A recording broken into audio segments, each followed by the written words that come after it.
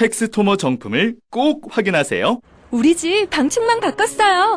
미세벌레 덤벼봐 먼지 모두 덤벼봐 촘촘해서 촘촘만 방충망은 촘촘만 예쁘고 통풍까지 좋아요. 방충망은 촘촘만 주식회사 텍스토머. 텍스토머 정품을 꼭 확인하세요. 우리 집 방충망 바꿨어요.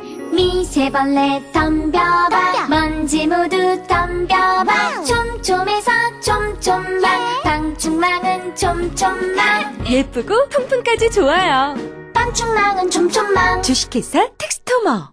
탄핵 반대 집회를 주도했던 태극기와 십자가의 동맹을 보면서 자괴감을 느끼는 기독교인들에게 기독교는 민주주의를 싫어하는지 아예 관심이 없는지 아니면 기독교도 민주주의를 지지하는지 답답하고 궁금한 시민들에게 호모 요쿠스의 저자 이병주 변호사가 시원한 질문과 명쾌한 답변을 제시합니다. 박근혜 사태와 기독교의 문제, 기독교인들에게 민주주의는 무엇인가? 도서출판 대장간. 100년 이상 살 수 있는 장수 어종, 캐비아를 낳는 어종으로 더욱 유명한 철갑상어. 이 철갑상어를 진액으로 만들었다는데 그 이름하여 사랑어.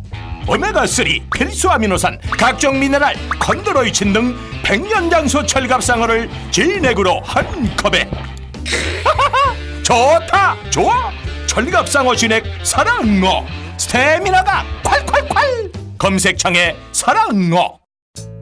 건강에 뭘 좀 아는 사람이라면 자, 따라해보세요. 하나 둘셋넷 건강해져라 건강해져라 건강해져라 건강해져라 가족 건강에도 부모님 선물도 건강종합몰 정관장몰.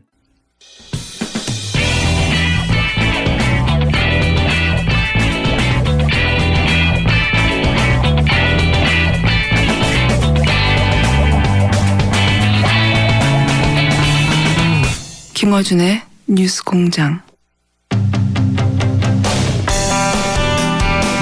법원행정처가 판사 동향, 성향을 사찰한 블랙리스트를 작성했다는 의혹, 소위 판사 블랙리스트 의혹이 있었습니다. 네, 그 이후 사법부에서는 많은 논란이 있습니다. 이 문제 저희가 오늘 짚어보려고 하는데요. 현직이십니다. 현 전주지법 군산지원의 차성안 판사님 스튜디오에 직접 모셨습니다. 감사합니다. 예, 감사합니다. 좋은 기회 주셔서 감사합니다. 예. 네, 저희도 섭외하면서 현직 판사님이 나오실까 했는데 예, 그러니까 나오셔가지고 저보고도 뭐 나가지 말라는 충고를 하는 분도 많았는데 그렇겠죠. 예, 그러니까 저로서는 이제 뭐 할 수 있는 것들을 다 했고 네. 이제 그럼에도 불구하고 계속 추가 조사가 거부되는 상황에서 참 뭐 선택할 수 있는 것들이 참 많지가 않아서 아고라에도 뭐 청원을 이제 그러니까요. 아고라에 청원도 직접 하셨고. 예, 예. 저는 이제 현재 판사님들, 전재 판사님들은 이제 정치인 될 걸 하면 제가 스튜디오에 모시거나 한 적이 많은데, 현재 판사님은 법복을 입으시고 이제 높은 데 계신 것만 뵙다 보니까 제가 피고로. 앞으로 법정에서 뵙게 될지도 모르니까 제가 정중하게 모시도록 하겠습니다. 그렇게 되면 제가 기피하도록 하겠습니다. 기피하도록 하겠습니다. 자, 우선 이 언론에서 이제 블랙리스트, 판사 블랙리스트. 사법부에서는 뭐 다른 용어로 부르겠지만 블랙리스트라고 부르는 이 사건. 이 사건이 처음에 어떻게 시작됐는지부터 좀 설명을 해 주십시오. 그러니까 이제 항상 제가 3월 25일 그 국제인권법연구회라는 그 판사들의 연구단체하고 그다음에 연세대하고 같이 개최했던 3월 25일 토론회가 있습니다. 네. 이제 행정처와 대법원장 입장에서는 되게 불편할 만한 그 제왕적 대법원장의 어떤 권한 분산이나 비대화된 행정처를 뭐 다시 구성해야 된다. 이제 그런 민감한 내용들을 다룬 토론회인데요. 사실 그거를 막기 위한 게 가장 컸습니다. 예. 처음에 대법원장의 권한을 분산해야 된다. 예. 그리고 사법행정처. 예. 법원행정처가 이게 이제 문제가 많다. 예. 근데 이제 그럴 경우에 현직 대법원장이 불편해할 그런 내용을 토론회를 3월에 열었다. 예. 거기에 출발해요. 그런 다음에 무슨 일이 있었습니까? 그러니까 이제 그 토론회에서 또 하나 민감한 게 이제 저기 설문조사 결과가 있었습니다. 설문조사. 그 법원 쪽 발표자의 이제 김 부장 판사님이라고 지칭하겠습니다. 그분이 그 전국 법관 3,000명, 그러니까 제가 알기로는 대법원장님 개인 메일까지 포함된 걸로 알고 있는데 대법원장과 대법관들까지 포함된 네. 그 코트 내 내부 메일로 보내는 형태로 네. 3,000명에 대해 설문조사를 했는데 네. 그 내용 중에 예를 들어서 대법원장이나 사법행정권자의 네. 어떤 의중에 반하는 의사표시를 하면 인사상 불이익을 받을 것이냐고 생각하냐 이렇게 물어본 거에 대해서 뭐 80% 이상이 그런 위험이 있다라고 답변하기도 하고 또 뭐 대법원의 어떤 판결, 상급심의 판결에 반하는 판결을 하는 경우 불이익을 받을 우려가 있다는 것도 뭐 40, 50 이렇게 나와서 사실 그런 거는 뭐 1, 2% 사실 나오면 안 되는 게 정상이거든요. 판사가 이제 자기 소신에 따라서 모든 걸 행동해야 되니까 그런 결과가 이제 언론에 공표되는 거를 막고 싶으셨겠죠. 예. 아하. 그러니까 전국에 있는 모든 판사들에게 한마디로 말하면 대법원장 눈치를 보느냐. 예, 약간 뭐 예. 단순화하자면 예, 단순하자면 예. 이 그 판사님들은 단순한 문제를 굉장히 어렵게 하셔가지고 예. 제가 단순한 문제로 바꾸겠습니다. 대법관 눈치를 보느냐 판결할 때 본다 80%. 아니요, 그러니까 판결할 때는 그러니까 40에서 50 정도가 이제 그런 절반 정도는 보고 그런데 그 결론으로 혹시 본인이 불이익을 당할 걸 걱정하느냐가 80%라는 거죠. 그러니까 아니죠. 그러니까 아닙니까? 이게 이제 재판과 사법행정을 구분하셔야 되는데 예를 들어서 뭐 상고법원을 도입하냐 마냐 이제 국민을 위한 재판제도를 개혁하는 거 예를 들어서 뭐 좀 자극적인 이슈긴 한데 정관예우 관련해서 어떤 대책을 할 것인가 이런 것들은 사법행정이라고 부릅니다. 재판에 영향을 미치는 중요한 행정이죠. 그다음에 이제 저희가 재판이라고 부르는 건 판결을 하는 건데 두 가지를 나눠서 설문을 했습니다. 근데 전자는 80%가 약간 그런 눈치 뭐 비슷한 걸 뭐 판결을 제어한 법원으로서의 이제 일처리들 예, 행정 이 부분은 눈치를 보느냐 눈치를 본다. 그게 이제 좀 높게 나왔고 80%가 그리고 이제 재판 관련해서 상급심과 뭐 무관하게 계열 판사가 판결할 자유가 있는데 이제 그런 부분들에 대해서도 눈치를 본다. 그러니까 만약에 이제 달리 판결한다면 불이익을 받을 우려가 이제 있다는 게 40~50%가 나왔습니다. 그게 눈치 본다는 거잖아요. 뭐 표현은 뭐 알아서 하시기 바랍니다. 알겠습니다. 이제 그런 결과를 공표하고 싶지 않았을 것이다 그 토론에. 실제로 그 이제 국제인권법 연구회 이제 기획팀장이었던 그 A 판사 뭐 아주 훌륭한 판사인데요. 그 판사를 기획조정실의 요직 중인 요직입니다. 거기 이제 심의관으로 발탁을 해서 실제로 이제 그 양형실장이라고 불렸던 그 이 상임위원이라는 역시 고등부장이신데요. 그분이 실제로 그런 얘기를 했다는 게 이제 나중에 밝혀졌습니다. 그러니까 3월 20일 토론회를 가급적 작게 그다음에 설문조사는 언론에 공표되지 않도록 그런 노력을 해달라. 그러니까 좀 이상하죠. 그러니까 그 행사를 주관한 그 기획팀장이면 핵심 사람인데 그 사람을 심의관으로 발탁해서 오히려 그걸 막는 일을 맡기려고 한 거죠.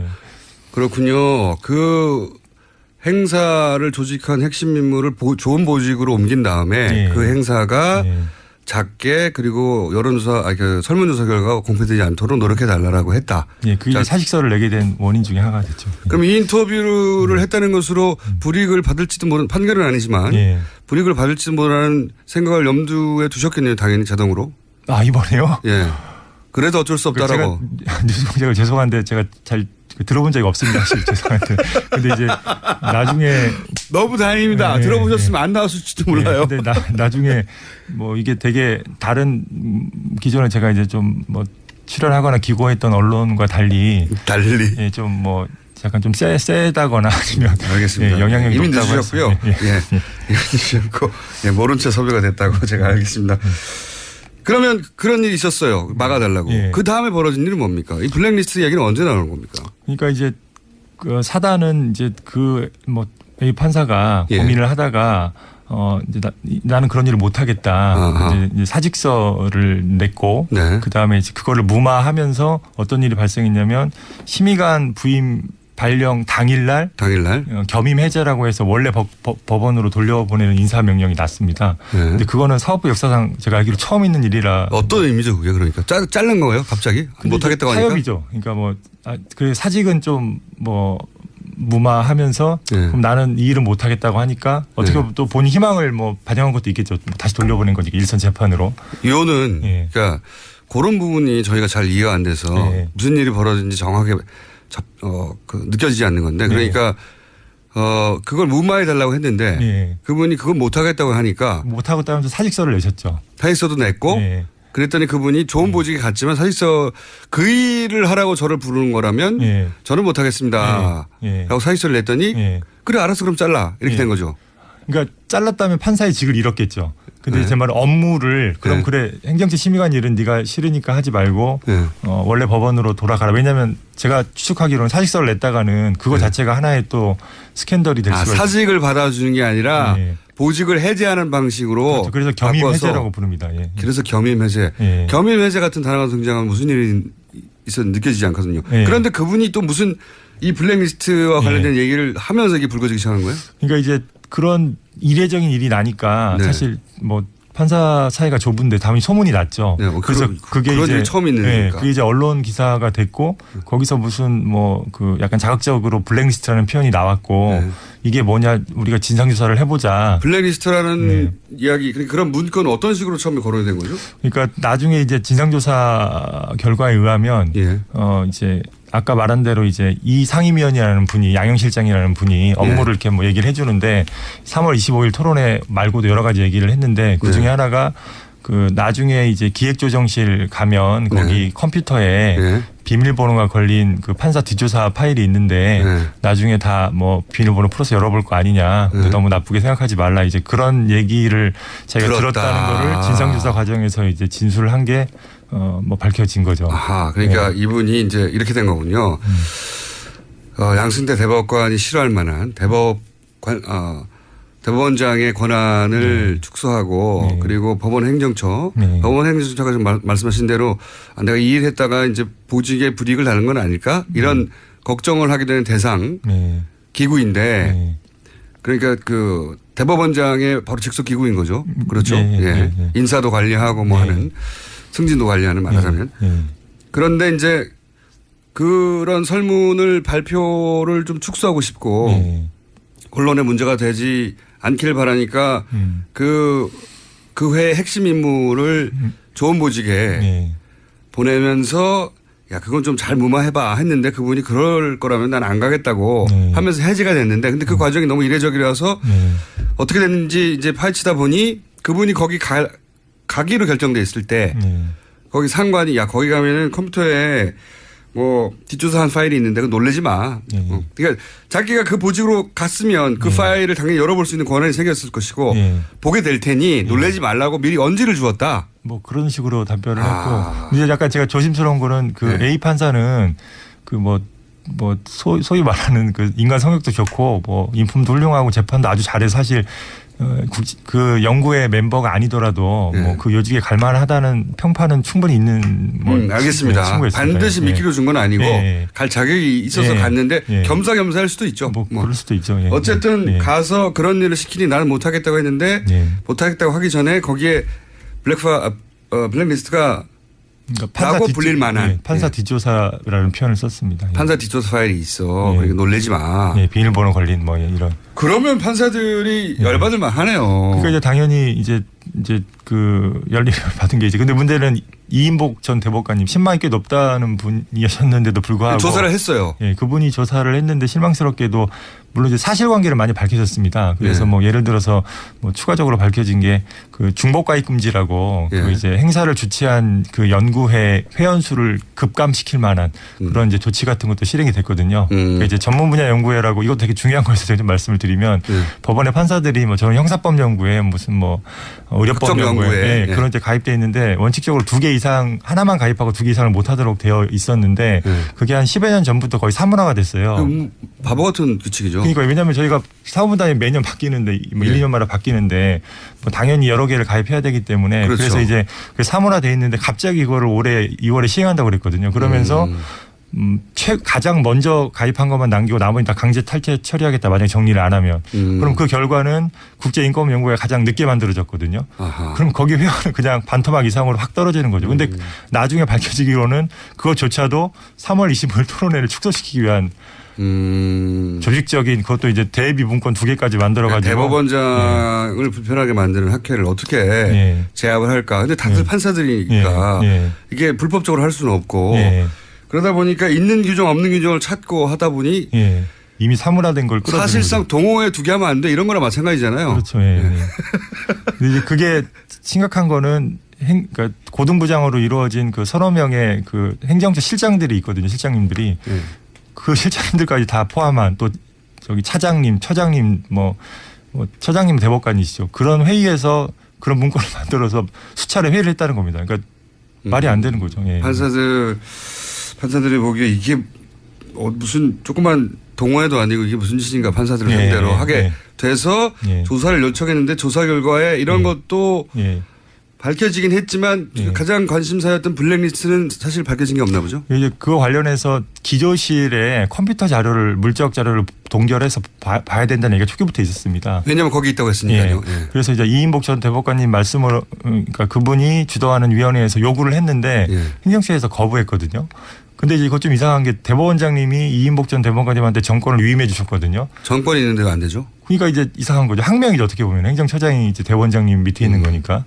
그러니까 이제 의심되기로는 그건 말만 정권이고 정권이 아니었네요. 그렇다고 봐야겠죠. 그리고 그래서 그 진상조사 결과도 그 사실관계가 밝혀졌음에도 불구하고 실장이나 처장, 차장이 구체적으로 어떤 책임을 어떤 관여하에 져야 되는지를 전혀 밝히지 않고 그냥 행정처도 뭐 책임을 져야 된다 이렇게 추상적으로 끝내버렸고 가장 결정적인 그 파일은 조사도 하지 않고. 이게 보통 일반 사기업이나 공기업에서 있었다면 그 책상 그 컴퓨터를 압수수색할 일 아닙니까?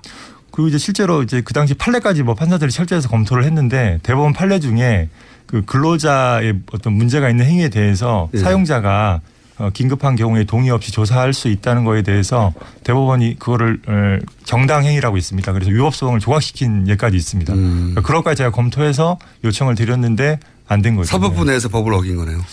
뭐 제가 보기에는 그건 사법행정권자라면 책임 있는 사법행정권자라면 반드시 조사했어야 될 요소 같습니다. 그래서 그러니까요. 아니 블랙리스트가 저 컴퓨터 안에 있다라고 믿을 만한 상당한 판사 이유가 뒷조사 파일. 그렇죠. 상당한 이유가 있다면 그거를 이제 뭐 프리징 그 상태로 얼린 다음에 뭐 더 이상 못 만지게 한 다음에 그거를 압수수색하더라도 그 포렌식을 하는 게 당연한 것이고 판사들 사이에서도 그건 상식처럼 여겨질 수 있는데. 그러니까 압수수색은 이제 좀 법적인 용어니까 정확히 얘기하면 사법행정권자가 그러니까 그게 만약에 일반적인 사건이었다면 그럼 법원 바깥에서 지금 뭐 서울중앙지법에 형사가 고소돼 있으니까 좀 민감해서 그렇군요. 표현은 저는 일반인을 기준 얘기하자면 바깥에서 벌어졌으면 압수수색할 만한 사안인데 당연히 조사했겠죠. 그렇죠. 그런데 거기서는 자체적으로 조사를 했는데 그 컴퓨터 정작 그 컴퓨터를 조사를 못하겠다. 그래서 판사님들이 따로 모였잖아요. 전국 판사들이. 그게 1차 회의라는 거 아닙니까? 그죠? 맞습니다. 전국 판사들이 이게 이해가 안 된다. 이러면 안 되는 거 아니냐. 그래서 이례적으로 전국 판사들이 모여서 뭘 의결했습니까? 그러니까 일단 이 언론을 보면 이제 뭐 사법파동이 난다 안 난다 이런 기사가 있는데요. 지금 역대 사법파동 중에 가장 많은 판사회의가 열렸고 단기간에 그다음에 사실 전국법관 대표회의가 이런 식으로 95% 이상 선출돼서 된 것은 없습니다. 이건 사법부 역사상 사실 처음이고 굉장히 많은 사람이 참여했다. 이건 뭐 전례가 없습니다. 이건 그렇게 해서 아까 말씀드린 거하고 똑같습니다. 일단 구체적인 인적 책임을 규명을 해라. 도대체 처장, 실장, 차장이 어떻게 관여했는지 회의를 수차례 했다고 하는데 그래서 그걸 위해서 우리가 그 진상조사위원회 뭐 부족하지만 뭐 이인복 전 대법관이 이끌었던 그 진상조사위원회의 원 자료를 보겠다. 그다음에 두 번째가 자료가 삭제됐다는 소문이 좀 났습니다. 그러니까 뭐 삭제됐을 그 염려가 되네요. 뭐 깡통 컴퓨터를 받았다는 소문이 좀 났는데 저도 진위는 모르겠습니다. 근데 그렇다면 디지털 포렌식까지 염두에 둔 방식을 제안해서 당연히. 그래서 증거보존 조치를 하고 우리한테 조사권을 위임해 주면 판사들이 그 내용을 직접 보겠다. 그 위원들 몇 명이. 가장 법을 잘 아는 집단이 모여서 우리가 법대로 하겠으니까 우리한테 그런 권한을 달라 이런 요구를 한 거네요. 그게 첫 번째 추가조사 결의와 그다음에 이제 책임규명에 관한 책임규명 결의였고 그다음에 이제 앞으로 이런 일이 재발되지 않으면 견제장치가 필요하다. 그렇죠. 그래서 이제 그 전국법관대표회가 모델로 한 미국에는 뭐 이런 게 이미 다 있습니다. 선진국에는. 그래서 미국 연방법관대표회의라는 게 있는데 그거 비슷하게 이제 만들어서 우리가 상설화하자. 그게 바로 전국법관대표회의 상설화 얘기였습니다. 전국법관대표회의를 상설화해서 행정처를 축소시키고 견제하자. 법원 내 민주주의 장치를 만들어서. 지금은 법원 행정처라는 게 뭐 대기업의 인사과 같은 거잖아요. 말하자면. 그렇죠.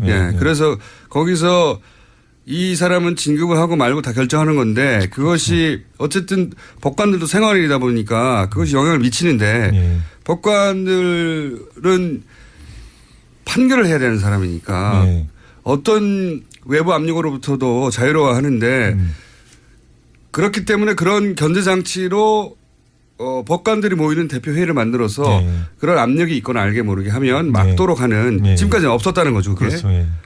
그래서 그건 지금까지 무조건 대법원장이 하고 싶은 대로 할 수 있었다는 거죠. 예. 그러니 그런 장치도 만들자 이런 회의를 했습니다. 예. 추가 조사를 해야겠다. 그런 결과를 내서 그러면 양승태 대법원장에게 요구를 했겠네요. 그렇죠. 컴퓨터 조사 좀 합시다 이렇게. 예. 근데 이제 그 후에 이제 어떤 일이 있었냐면 그 전효숙 전 헌법재판관 역시 뭐 신망이 좋은 분인데 역시 그 신망이 얼마나 허망하다는 걸 제가 이인복 전 대법관님과 비슷하게 느꼈는데 거기서 이제 공직자윤리위원회라는 게 열립니다. 대법원. 네. 예. 근데 그게 이제 신영철 전 대법관 기억하시죠? 네네네.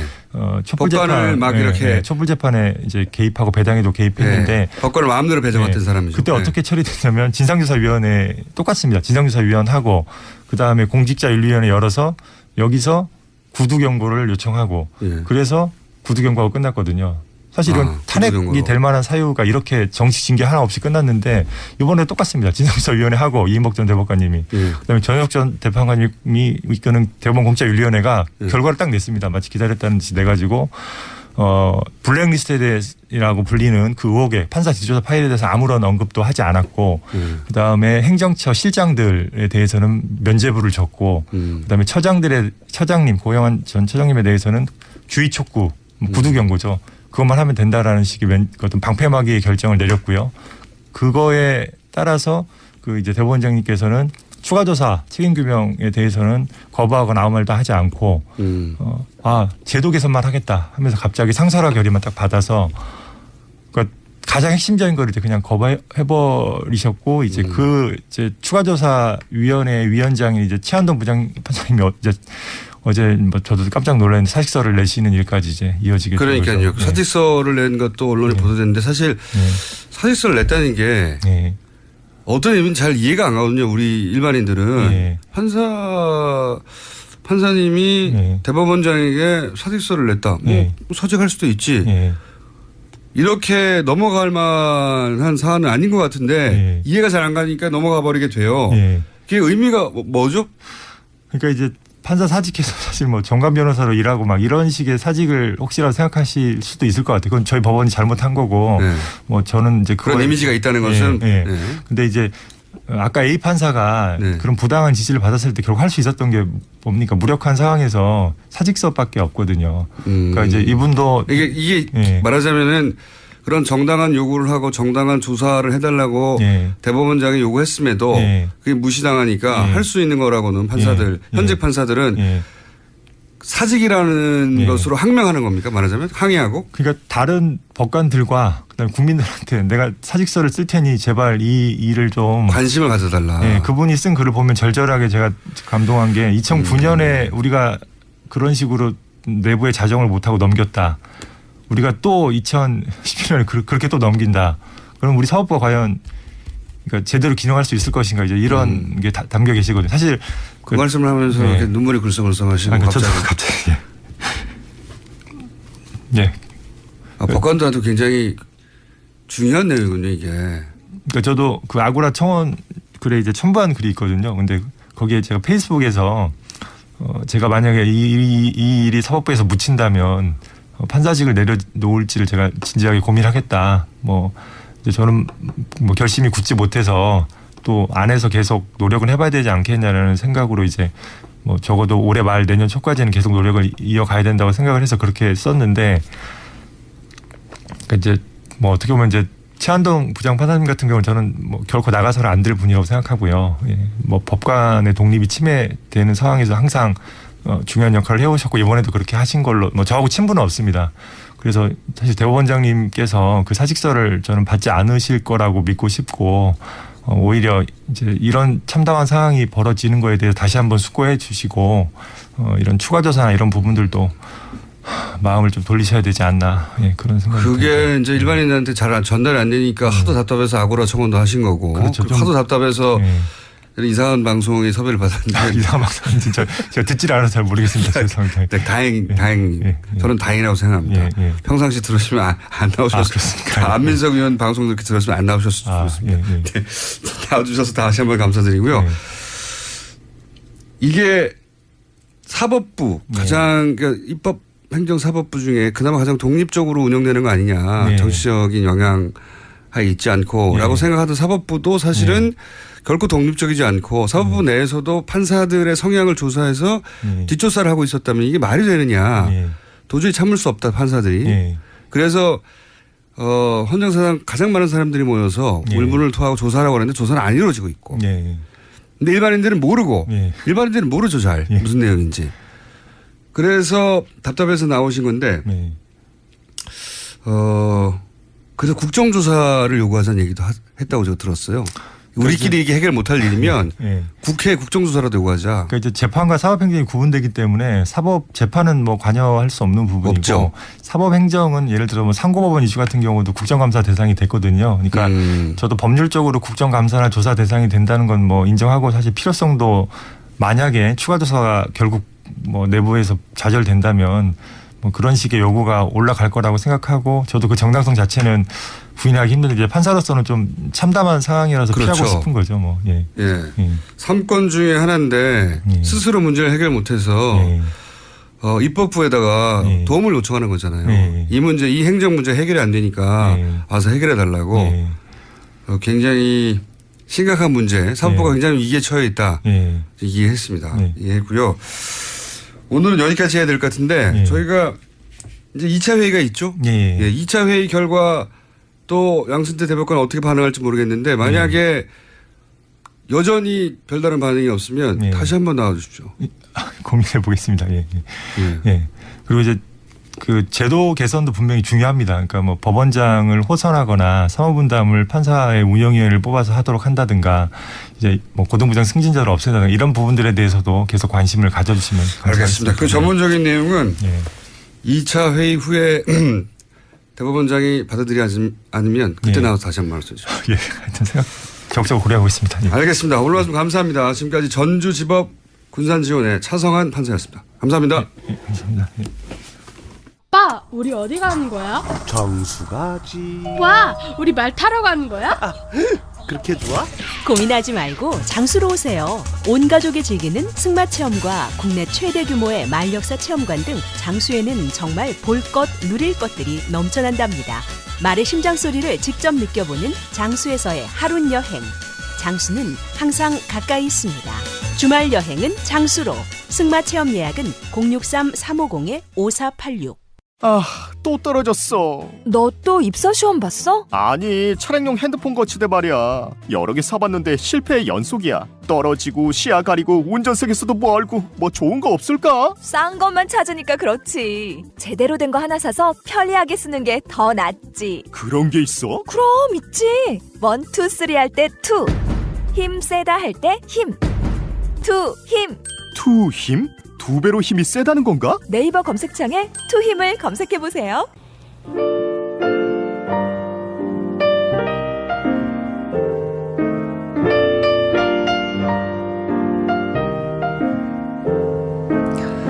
불친절한 AS. 네, 방금 진행한 차성한 판사님에 대한 문자가 많습니다. 네, 힘내시라는 문자, 토닥토닥 한다는 문자. 사실 저도 듣고 깜짝 놀랐습니다. 네, 울컥하셔가지고 방송 중에 제 얼굴을 보고는 울컥하기 힘들거든요. 근데 말씀하시다가 동료 판사님이 사직서를 낸다는 그 절실함이 이제 갑자기 몰려왔나 보죠. 인상적인 인터뷰였고요. 오늘 첫 인터뷰에 반응도 많습니다. 오늘 기록학회 회장님 나오셨죠? 꼭 고정해 주세요. 턴다, 깐다.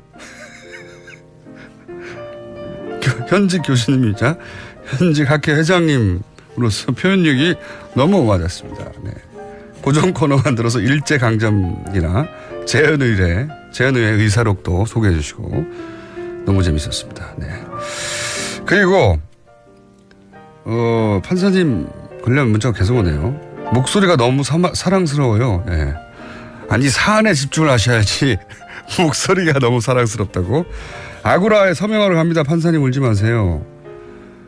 판사님 이야기가 너무 어려워요. 전문 용어가 너무 많이 나와서. 예.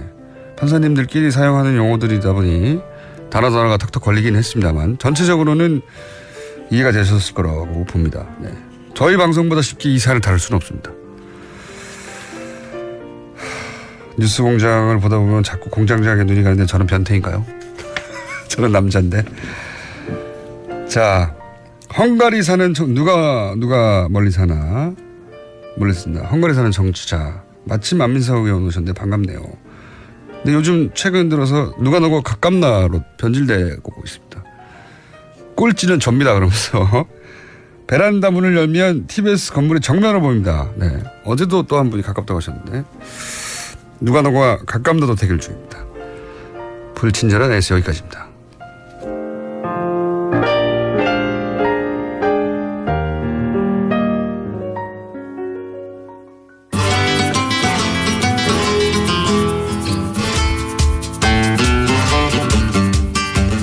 뉴스공장의 영원한 고정입니다. 네. 황교익 마클레임스 나오셨습니다. 안녕하십니까. 안녕하세요. 네. 초기엔 저희가 이제 신화를 깨부신 역할을 많이 했는데 네. 최근에는 바쁘고 불성실해져가지고 깨지는 신화가 잘 없어요. 별로 그렇게 열심히 나왔잖아요. 저처럼 열심히 나온 출연자가 없을 텐데. 굉장히 억울한 표정으로. 네. 다른 얘기하기 전에 네. 사실 이게 진행된 지가 한 몇 주 된 걸로 아는데 저도 안 들어가지고 네. 주말 특근이라고 저희가 있어요. 예, 저 한 번 했었어요. 네, 그게 이제 모르신 분들이 있을 것 같아서 제가 주중 방송에서 한번 알려드리는데 토요일 날 1시간 동안 네. 일주일간의 핵심적인 방송을 리바이벌을 하면서 저희 패널들이 직접 진행을 합니다. 이번 주는 제가 해요. 그러니까요. 네. 내일 직접 하신다면서요. 예, 그 재활용 방송이라고 볼 수 있죠. 주말 특근 네. 재활용 방송. 진행을 제가 하는 게 아니라 저희 패널들이 하시고 경쟁이 심합니다 이게. 그래요? 예. 제법. 그럼 굳이 제가 안 해도 되는데 다른 분들한테 양보할 수 있어요. 뭐 주말이라고 뭐 특별하게 출연료를 높여주는 것도 아닌 것 같고. 아직 모르셔가지고 주말에 방송이 있는지 모르시는 분이 있는데 토요일 날 1시간을 한다. 그래요? 예. 그리고 그때는 제가 아니라 패널들이 직접 진행하면서 보통 저를 까죠. 자, 처음으로 고지합니다. 이미 진행하고 있습니다. 내일은 황교익 마칼럼니스트가 진말 특허를 진행한다고 하고 오늘 주제는 뭡니까? 뭐 지난주에 사실 삼계탕 이야기 하려고 나왔었는데 개고기 얘기만 하다가 개고기 이야기 하려고 했습니다. 또 내일 중복이죠. 네, 중복입니다. 그래서 그런데 왜 초복, 중복, 말복을 나눴을까요? 고기 먹자고. 굳이 3번을 나눠가지고. 여름이 사실 길어요. 길죠. 우리 한반도 여름은 특히 습하고 막 더 습해졌어요 요즘은. 네, 막 축축 처지죠. 이럴 때 복나라의 풍습들은 우리는 뭐 예전에 조상들이 뭐 속 걸어놔놓고 뭐 개만 잡은 거로 이렇게 이야기하는데 그렇지 않거든요. 천엽이라는 게 훨씬 더 많았죠. 천엽. 네. 개울 옆에서 요즘처럼 뭐 물고기가 뭐 그렇게 귀하고 이러지 않고 그냥 물반 고기반이었을 때 그때 대충 물가에서 뭐 해작거리면 뭐 물고기는 상당히 많이 잡거든요. 그걸 솥에 넣고 우거지, 시래기 넣고 된장 풀고 뭐 이게 적당하게 뭐 있는 그대로 이렇게 넣으면 그냥 맛있는 이거 탕이 하나 되거든요. 그거 이제 훌훌훌 겨울 옆에서 먹으면서 일종의 피싸하는 거죠. 그 긴 여름을 이제 3번 그 정도 이렇게 넘기면 또 농사하는데 좀 도움이 되고 뭐 이러니까 막 이게 3번. 일부러 계기를 만들어서. 예, 그렇게. 중복이라고 해서 뭐 초복과 다른 것도 없는데. 그렇죠. 그래서 그 개고기가 강력하게 우리한테 머릿속에 이제 들어오는 게 이제 산업화 과정에서 아마 천엽이라든지 이런 것은 이제 뒤로 물러나면서 그게 조금 이제 눈에 보이기 시작했고. 또 해외에서도 뭐 비난을 많이 하고 뉴스가 많이 되고. 근데 보신당 개고기에 대한 거부는 이승만 정권 때부터 있었어요. 그래서 뭐 기독교인들이 특히 더했죠. 그래서 뒤로 자꾸 못 먹게 하니까 그 대체로 나온 게 이 삼계탕이에요. 아, 삼계탕이 이렇게 오래되지 않았습니까? 오래되지는 않았어요. 그러니까 복날에 닭을 잡아먹는 풍습은 옛날부터 있었던 거거든요. 네, 그런데 이 닭 탕에다가 그 삼계 인삼을 강조하는 삼자를 앞에 놓고 뒤에 개탕이라고. 저도 처음에는 숫자 3인 줄 알았어요. 인삼에 3인 줄 모르고 뭔가 세 가지가 들어가나? 그래서 삼계라고 했나요? 그렇죠. 이게 삼계탕이라는 이름으로 등장하는 것은 1970년대요. 그 이전에도 이와 유사한 음식이 등장하기는 하는데 그때 이름은 개삼탕이에요. 닭이 먼저고 인삼은 뒤죠. 그러니까 원래 이름대로 그러니까 이 삼계탕을 보면 안에 인삼 그 쥐꼬리만한 거 하나 냄새만 나죠. 그렇죠. 냄새만. 달랑 하나 들었잖아요. 그게 인삼이 주 재료가 아니라 보조 재료죠. 그 안에 들어가 있는 뭐 황기나 대추나 밤이나 마늘이나 뭐 그 정도의 역할밖에 안 하는 거거든요. 인삼이. 그런데 그걸 앞으로 삼계탕이라고 내놓기는 사실 마땅하지 않은 거죠. 근데 왜 70년대에 그게 개삼탕 3이 앞으로 나온 거죠? 인삼이 보양 음식으로 인식되기 시작하고 인삼을 대량 재배해서 민간에서 흔히 먹기 시작하는 그 시점이 1970년대입니다. 역시 또 산업화. 그렇습니다. 상품화하고 연결된 거죠. 그렇죠. 그런데 인삼을 재배하다 보면 그 뭐 3년간 5년간 뭐 이런 것까지 빼내기 그 전까지 중간에 이렇게 솎아내야 되거든요. 처음에는 좀 많이 뿌렸다가 그래서 그 작은 거 1년짜리 이런 것을 미삼이라고 그렇게 이야기를 해요. 그런데 이런 것은 별로 그 상품 가치가 없었는데 채3이 되지 못한 그렇죠. 약한 놈들. 근데 이걸 그때 이제 냉장 유통하는 이제 시스템도 만들어져요.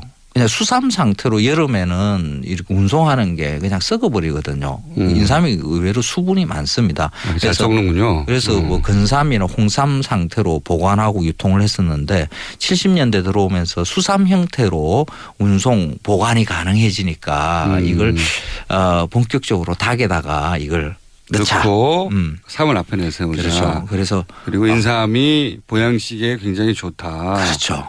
라고 신화가 만들어진 게 그렇게 짧습니까? 역사가? 뭐 길게 봐서 한 50년, 뭐 짧게 한 30년, 40년. 삼계탕은 적어도 막 2000년, 3000년 된 줄 알았더니 50년이네요. 예. 그 조선의 문헌에 삼계탕 이런 거 존재하지도 않고요. 그런데 그 닭을 구워서 먹는 탕이기는 한데 그러니까 조선에 비해서는 사실 우리가 뭐 인삼 하나 들었다는 것 뿐이지 그렇게 맛있는 닭 음식으로 먹는 것은 안 해요. 음식이 발달한 건 아니다. 더 그렇죠. 고도화되고. 그렇죠. 세련되신 게 아니다는 거죠. 조선시대보다 오히려. 그 삼계탕 안에 뚝배기 하나에 닭 한 마리 달랑 들어가 있잖아요. 밥이랑 몇 가지 재료들. 닭 한 마리 뚝배기 안에 들어가는 닭 사이즈 그게 닭인가 하는 생각 한번 해보셔야 돼요. 작죠. 거의 병아리 단계에서 갓 벗어난 중닭 정도. 그 중병아리라 그러죠. 그 정도거든요. 저도 닭을 키워봐서 압니다. 한 20며칠. 대한동물 왜 그 삐약삐약 그 초등학교 앞에서 팔았잖아요. 보통 죽잖아요. 그렇죠. 제가 키운 건 닭으로 컸어요. 닭으로 컸는데 열심히 키우셨네. 제가 잡아먹은 건 아니고요. 사고사를 했거든요. 사고사를 해서 제가 묻어주려고 그랬는데 어머님이 끓였어요. 그거 드셔야죠. 눈물을 흘리면서 맛있게 먹었죠. 그 먹는 식용곤충은 반드시 먹어야 됩니다. 죽으면 먹어야 됩니다. 그 20며칠짜리의 닭을 이렇게 한 마리라는 느낌으로 먹어요. 옛날에 20며칠짜리 그걸 연계 뭐 이러거든요. 그 연계라는 말이 나온 것은 옛날에 이제 연한 닭 연계라는 말에서 말이 연계로 나중에 영어가 붙어가지고 연계가 된 바뀐 겁니다. 이 연계라는 게 복날에 먹는 닭이라고 그거는 이제 조선의 문헌이나 이렇게 등장을 해요. 그때는 연계였는데. 연계. 여기 왜 연계냐면 복날 되면 딱 맛있는 닭이 만들어지는 게 봄에 병아리 깨서 이걸 키우다 보면 복날쯤 오면 보통 한 3개월 이상 정도 돼요. 한 100일 정도 이 정도 이르거든요. 이때 되면 닭이 가장 맛있어요. 100일 된 닭이. 그러니까 적어도 3개월 정도는 키워야 되는 거죠. 근데 그 넘어가면 닭이 질겨져요. 가끔씩 그 시골에 가서 토종닭 판다고 하는 집에 네. 가서 막 돌아다니는 닭 잡아서 장닭들이요. 2시간 이렇게 사람 공격하는. 그렇죠. 그 끓였는데 막 이 이빨도 안 들어가고 뭐 고무 같은 이런 거 있죠. 맞습니다. 예. 그런 닭은 적어도 한 1년 정도 이렇게 자란 닭이거든요. 그러니까 오래 키운 닭은 닭이 아주 질겨. 근데 그 이전에 닭 적어도 한 100일 정도 큰 닭을 갖다가 연하다고 해서. 근데 그게 이제 영어랑 붙어서 어린 닭이라고 영계가 된 거군요. 그렇죠. 그래서 어린 닭일수록 맛있다라는 이런 게 만들어져요. 그러다가 이 100일도 안 된 20며칠로 내려온 거군요, 이게. 그렇죠. 그 사이즈 요만한 거로 먹는 거군요. 네. 그거는 정말 맛없어요. 잘못 알려진. 그 닭은 웬만큼 그 닭고기 고유의 그런 향을 가지고 있어야 그래야 맛이 나는데 그 20며칠짜리 그 삼계탕 안에 들어가 있는 닭은 그 고기 맛도 안 나거든요. 그냥 형태만 닭이지 이게 채소인지 버섯인지 맛이. 채소 버섯까지는 너무하고 예. 퍼석퍼석은 합니다. 그래서 이 삼계탕을 조금 더 맛있게 먹자고 하자면 조금 큰 닭을 가지고 한 마리 다 들어가는 게 중요한 게 아니거든요. 우리는 꼭 닭을 한 마리 먹으려고 그래요. 통닭도 한 마리씩으로 팔고요. 치킨집에서도 한 마리 단위로 팔고 이러거든요. 그러니까 자꾸 닭이 작아져요.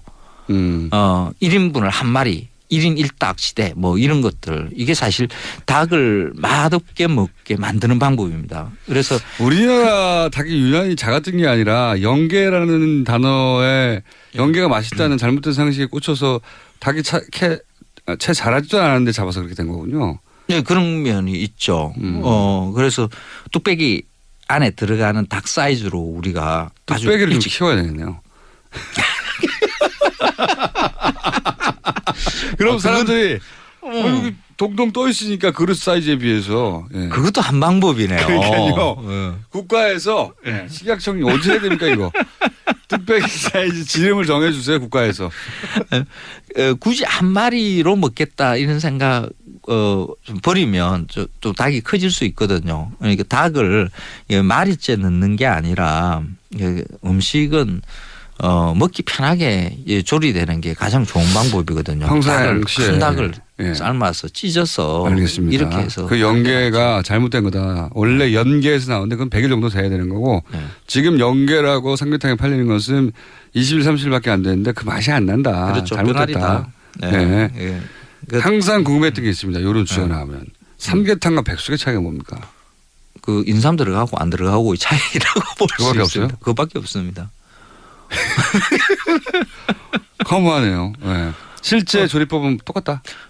그렇죠. 우리가 백숙 끓일 때 보면 뭐 황기, 대추, 마늘 뭐 기타 등등 그 안에 뭐 찹쌀 뱃속에 넣고 이렇게 해서 끓이지 않습니까? 닭백숙이라고 따로 부르는 이유가 그러면 뭡니까? 원래 백숙이라는 것은 그냥 깨끗하게 뭐 고추장이나 뭐 간장 된장 같은 이거 장으로 고춧가루 이런 거 안 넣고 끓이는 게 이제 이렇게 하는 게 백숙이거든요.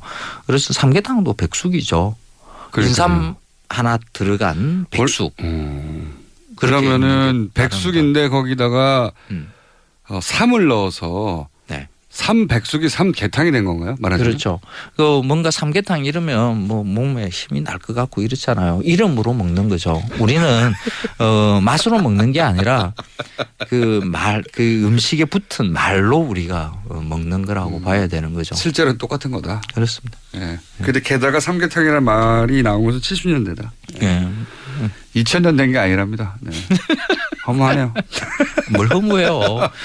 우리가 맛있는 삼계탕 먹자고 하는 겁니다. 삼닭으로 쓰세요. 그러니까 인삼을 재배하는 그리고 인삼을 유통하는 업자들이 만들어낸 단어가 삼계고. 인삼 유통하는 업자라기보다는 식당 하시는 분들이 만든 말이라고 봐야 되겠죠. 삼이 저렴한 가격에 싱싱하게 많이 들어오고 그렇죠. 그리고 삼이 좋다고 이제 인식을 계속 퍼뜨려 주고 있으니 그거를 넣은 음식이 잘 팔릴 거라고 생각해서 어느 순간 그렇죠. 누군가가 시작했겠죠. 그렇죠. 삼을 앞에 붙였더니 잘 팔리고 인기가 좋아서 그렇죠. 그렇죠. 그런데 그 인삼이 이게 어떤 특정 효능을 생각하지 않고 향신 채소로 인식하는 그 방법으로 삼계탕은 괜찮습니다. 인삼 그 작은 미삼들 이런 거 많이 팔리잖아요. 굳이 삼계탕에 만들 생각하지 마시고 여러 음식에다가 한번 응용해 보십시오. 그게 씁쓸한 맛에 그 달큰한 향도 있고요. 인삼의 향이 그 다른 잡내들을 많이 잡아내거든요. 그래서 뭐 민물 매운탕 이런 거 끓일 때도 인삼 좀 넣고 괜찮고요. 그건 좀 안 맞는 것 같아요. 그러니까 신맛이 좀 있는 거에는 인삼하고는 잘 안 맞아요. 그래요? 예, 다양하게 뭐 고기 좋아하시니까. 소고기 구울 때 옆에 인삼도 넣고 같이 굽고 이렇게 한번 드셔보시죠. 괜찮을 겁니다. 뒷부분 이야기는 그다지 쓸모는 없고요. 어쨌든 삼계탕에 대한 신화도 사실은 잘못 알려진 거네요. 근데 이렇게 따지고 보면 거꾸로 이제 알고 싶어져요. 다음 그렇죠. 시간쯤이나 그 다음 시간쯤에 도대체 1000년 이상 된 우리 음식이 뭐가 있는지 지금 잘 먹고 있는 것 중에 그런 걸 좀 소개해 주셔야 될 것 같아요. 당군 그 할아버지가 먹던 음식 그 중에 지금도 내려오는 음식이 하나 있어요. 하나가 뭡니까? 여름 음식이 있거든요. 그거 다음 시간에. 다음 시간에 이야기해 드릴게요. 네. 5000년 된 거 알려드릴게요. 이제 몇십 년 된 거 말고. 지금까지 황교익 칼럼니스트였습니다. 감사합니다. 고맙습니다. 네, 차상원 판사님 악원에서 청원 중입니다. 관심 가져야 할 사안 같고요. 검색어도 1위네요. 김어준이었습니다. 월요일 뵙겠습니다. 안녕.